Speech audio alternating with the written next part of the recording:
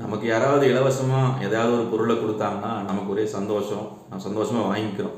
ஆனால் மற்றவர்களுக்கு நம்ம ஏதாவது இலவசமாக தூக்கி கொடுக்கணும் அப்படின்னா நமக்கு மனசே வர்றதில்லை. ஆனால் ஒன்று, இந்த உலகத்தில் நீங்கள் எங்கே போனாலும் எந்த மூலையிலையும் எந்த வயதிலும் எல்லா சூழ்நிலையிலும் உங்களுக்கு இலவசமாக கிடைக்கிற ஒரு பொருள் இருக்குது. அது என்ன அப்படின்னா அட்வைஸ், அறிவுரைகள்.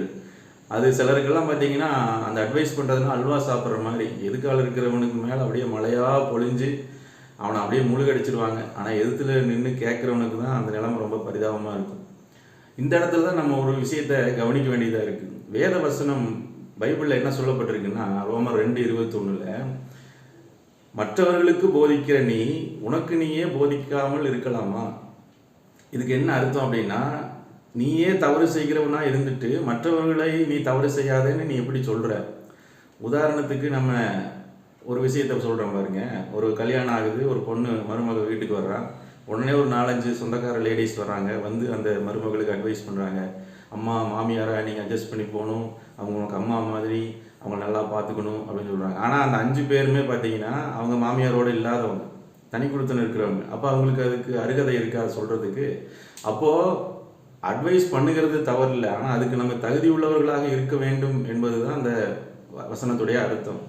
இது நம்ம தகுதியே இல்லாமல் நம்ம அட்வைஸ் பண்ணுறது எப்படி இருக்குன்னா, மத்தேயு 14:15 சொல்லப்பட்டபடி ஒரு கண் தெரியாத ஒரு நபருக்கு இன்னொரு கண் தெரியாத நபர் வழிகாட்டினா எப்படி இருக்குமோ அப்படி தான் இருக்கும். ஏன்னா 2 பேருமே போய் கடைசியில் எங்கே தான் விழுவாங்க? பள்ளத்தில் விழுவாங்க.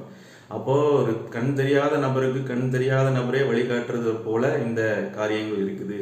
அப்போ அட்வைஸ் பண்ணுகிறது தவறல்ல, ஆனால் அதுக்கு முழு தகுதி நாம் உடையவர்களா என்று நாம் முதல்ல நம்மை நாமே சோதித்து பார்க்க வேண்டியது அவசியமாக இருக்குது. அப்போ அதுக்கு என்ன பண்ணுறது அப்படின்னா, இயேசு கிறிஸ்துவனுடைய இந்த போதனைகள், வேத வசனங்கள் நம் வாழ்க்கைக்குள்ளே வரும் பொழுது, அதை நாம் ஏற்றுக்கொள்ளும் போது, இயேசுவை நாம் ஏற்றுக்கொள்ளும் போது என்ன ஆகுதுன்னா, இந்த வேத வசனங்கள் நம்முடைய வாழ்க்கையிலே கிரியை செய்து நம்மை நீதி உள்ளவர்களாக, ஒரு தகுதி உள்ளவர்களாக அது மாற்றுகிறது. அப்போ அது மாறும் பொழுது நம் முழு தகுதி உள்ளாக மாறினதுக்கப்புறம் நம்ம மற்றவர்களுக்கு நல்ல ஆலோசனை சொல்லலாம், நல்ல ஐடியாக்களை கொடுக்கலாம், அறிவுரை சொல்லலாம், அதில் தவறே கிடையாது. அப்போ நம்ம இந்த வேத வசனங்களை நம்ம ஏற்றுக்கொள்வோம், இயேசு கிறிஸ்துவை ஏற்றுக்கொள்வோம், அவருடைய போதனைகளை நம்ம ஏற்றுக்கொள்வோம். அப்போது அவருடைய வசனங்கள் நம்மை சுத்திகரிக்கும், நம்மை தகுதி உள்ளவர்களாக்கும். அதற்காக அந்த அறிவுரை சொல்லுகிற மற்ற காரியங்களில் நம்மை தகுதிப்படுத்துகிறதாக அந்த வேத வசனங்கள் நமக்கு இருக்கிறது. அதை நம்ம ஏற்றுக்கொள்வோம். கர்த்தரை ஏற்றுக்கொள்வோம். God bless you. மீண்டும் நாளைக்கு சந்திப்போம்.